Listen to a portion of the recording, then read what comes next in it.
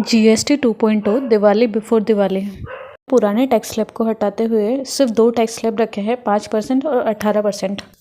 सरकार ने आम आदमी को राहत देते हुए कई चीज़ों पर टैक्स को हटाया है। इनको ज़ीरो टैक्स स्लैब में रखा गया है, जैसे फूड आइटम्स हो गया, स्टेशनरी आइटम हो गया और एक हेल्थ इंश्योरेंस।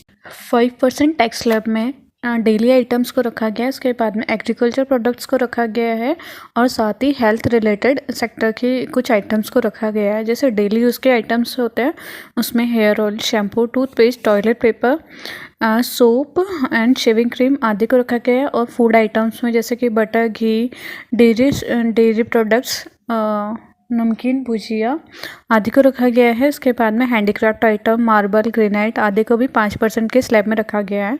उसके बाद में कुछ आता है एग्रीकल्चर प्रोडक्ट्स, जैसे कि ट्रैक्टर टायर एंड इसके पार्ट्स। उसके बाद में bio pesticides, micro irrigation, drip irrigation system के कुछ जो पार्ट्स होते हैं उसमें एग्रीकल्चर, बागवानी। और इसके बाद में हेल्थ सेक्टर से रिलेटेड कुछ प्रोडक्ट्स जिनको 5% की श्रेणी में रखा गया है वो है thermometer, oxygen, diagnostic kit, glucometer, test strips and चश्मे।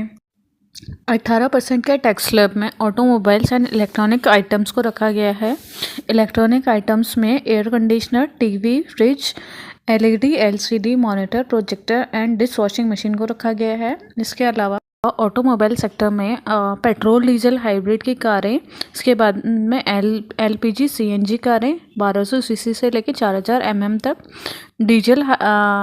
इसके बाद में 40% टैक्स स्लैब, इसके अंतर्गत उन चीज़ों को रखा गया है जिनका प्रोडक्शन या तो गवर्नमेंट कम करना चाहती है, जिनको सिन गुड्स भी बोला जाता है। इसके अंतर्गत सिगरेट, कोल्ड ड्रिंक्स, पान मसाला, तंबाकू, गुटखा आदि को आता है। और इसके अंतर्गत लग्जीरियस गुड्स को भी रखा गया है।